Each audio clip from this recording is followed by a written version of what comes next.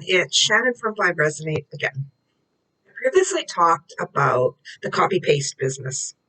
Also, maybe no one has cookie cutter businesses. I'm going to talk a little bit more about them in this video. I've already talked about a few pros and cons about them, but let's look at it in a little bit more detail. The MLMs can fall in this category. Some of these party type businesses can, even those paid party businesses can kind of fall in this kind of a predetermined business plan type of setup. And as I said before, don't get me wrong, these are all valid businesses and they're easy to start up. They're great for those in need of them.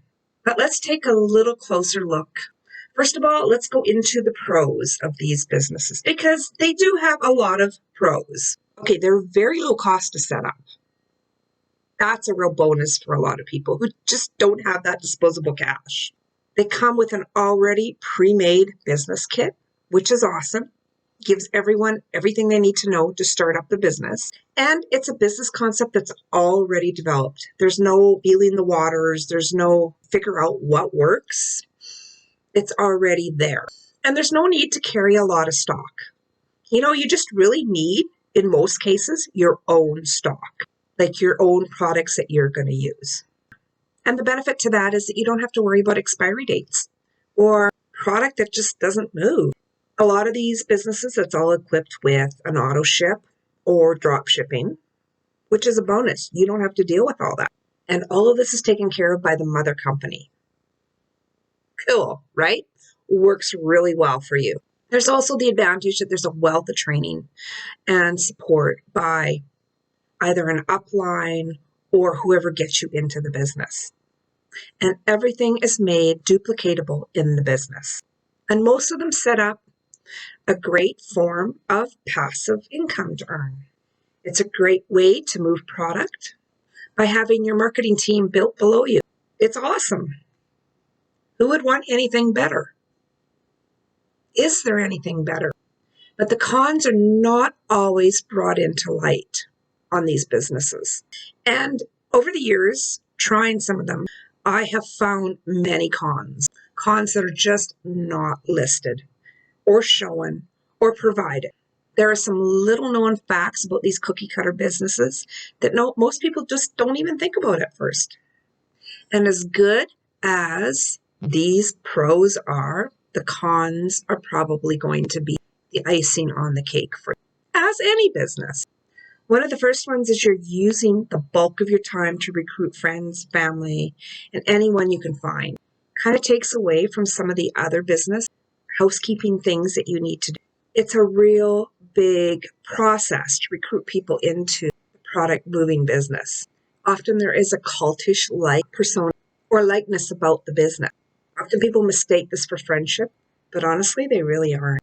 These people will not remain friends if you leave the group. Your business partners are only your friends if you stay in the business because essentially they are making money on you too.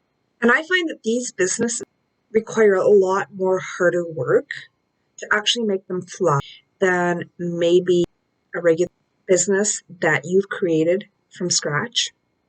Not saying that those other businesses have a lot of hard work because they have some cons as well, but you're focusing your time so much on recruiting and it's getting harder and harder and harder to recruit people. Your business is based on person recruitment and not so much the product. And as I said before, the market comes saturated because there's so many people trying to recruit. And I said earlier, it's a great way to move products, especially some of these MLMs. But you're only really moving product to people within your own system or your own downline, if that's what you have. You're not marketing a lot to outside people unless you're, say, in one of these party-based businesses, like Tupperware or one of these other things. There are rules in place with these cookie cutter businesses that dictate how you conduct your business, market your business, and even talk to clients. These are rules that are not in place when it comes to making your own business from scratch. If you stray from their concept, you are harshly reprimanded. I've done that before, I know. because they want to keep the system duplicatable, and it doesn't allow for creativity. They don't like competition. Everyone has to do exactly the same thing. And for those that are independent spirits, when it comes to entrepreneurship, they hold you back. They want to micromanage you and keep you from excelling from ahead of them. In some businesses, you can actually excel ahead income-wise, depending on the model of the person who brought you in. They're wanting to keep you in check. And they hold you back, they micromanage you, much like a lot of institution setups today. Everything is based on micromanaging today. And if you're a fast learner and you want to get going, you have to do it within their own smart or quick start system. You have to have a senior partner come along and do the sales marketing for you. And then you're at the mercy of that senior sales marketer and their schedule. Because you know what? You're not the only one that they're working with. This becomes very frustrating for fast learners. Passive income. Yes, I agree. Passive income is very important. And a lot of businesses do have forms of passive income coming in one way or another. The key is to have more than one form coming in if you can. Because if one goes down, the other doesn't. And that is a very big problem with one of these setups. It's one form of passive income. And you're fighting to keep that passive income going at all cost. It is only good as long as you have business partners stay with you. But that's like any passive income.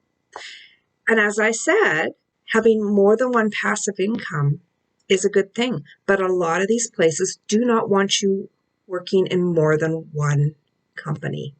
As I said before, the persona in the company seems to be very cultish, but so is the training.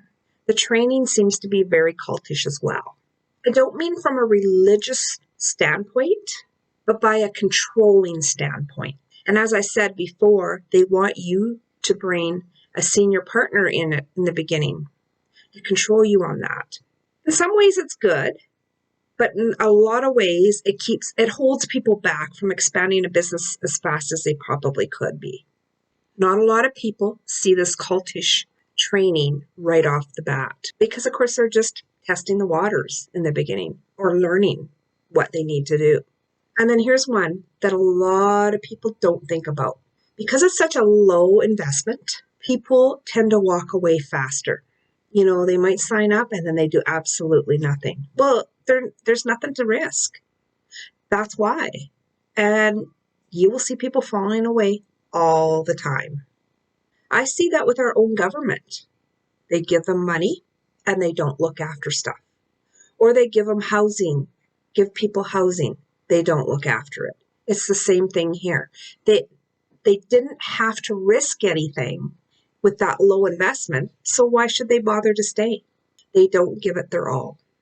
And I mentioned the market saturation. It's not even so much the products. It's that everyone is, look at this business concept. Oh, I got the best business concept. Oh, mine is better than yours. People are so overstimulated by other people trying to recruit them that they don't want any part of it. That's how the market is becoming saturated. Even if you've touched just a fraction of the population out there with your product, you're already into an oversaturated population because everyone is sick of being used. And this one I really don't like. There's that whole secretive aspect. I never did like this in the beginning. I really don't like it when someone says, I got something to show you, but they can't tell you what it is until after you come and see the presentation. Red flags go up right off the bat. I mean, if you are proud of your business, you have no reason not to tell them what you're into right off the bat. If it's so good, why wouldn't you share right off the bat? That secretive technique turns a lot of people off. And then there's the whole compliancy issue. Every company has their form of compliancy. They dictate how you can market. They dictate what you can use for logos and everything else. They dictate where you can buy your business marketing stuff. They dictate what you can sell in certain vendor markets or trade shows. They dictate how you can do the whole entire business, right down to the tiny little dotting the I or crossing the T. If I'm in business, I'm going to do business my way. I have walked away to some of these cookie cutter businesses or copy paste businesses many times. Yeah, some people don't like me because I walked away from them. I thought their rules were ridiculous. And what I have found is that some of these companies are controlling you more than the institution that you work for with your everyday job. Yes, I am for passive income, as I've said before. And as I said before, not restricted to just one thing. You need more than one source, whether that's investment, whether that is more than one business forms coming in, whether you've developed a passive income yourself. There are ways of doing that. Because if one source goes down, you have the other sources to still kind of hold you afloat. And those other sources coming in also provide a basis for you when you're doing some of your other forward-based businesses, like, say, selling and moving product. As a holistic wellness specialist, having passive income coming in the off times of the year when I don't get as much clients coming through the door, that passive income can mean the difference between paying bills and not paying bills, especially in your early years of business. So what's the alternative? Coming up with a business plan that's independent of one of these concepts. Yes, for some, cookie cutter business may work well, especially when you don't know a whole lot about business. But for the rebel like me or the creative mind, they aren't really any better than working 9 to 5 at a regular job. That's where a business coach may come in. It's an option you have to consider. They can help you strategize and build creative concepts and use your own intuition and smarts. And they can help you implement some of these concepts and teach you where to go to find the resources that you need. If this sounds like something that you might need, book a discovery call with me. I'll post a link in the comments. And maybe you're just not quite ready for that stretch of hiring a business coach. That's okay. I have another option for you. My Wellness Hub, mostly built from the wellness side of my business, but I have coaching resources in there as well. And I'll be adding more as we go.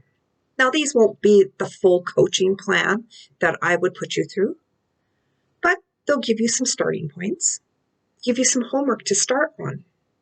And then you can go into the wellness section and you can start working on some of the energy-based sessions that I have centered around confidence, block removing, success building, and everything else, and get your mindset in the right place. So you're ready to go when you're ready to hire myself or someone else as a business coach.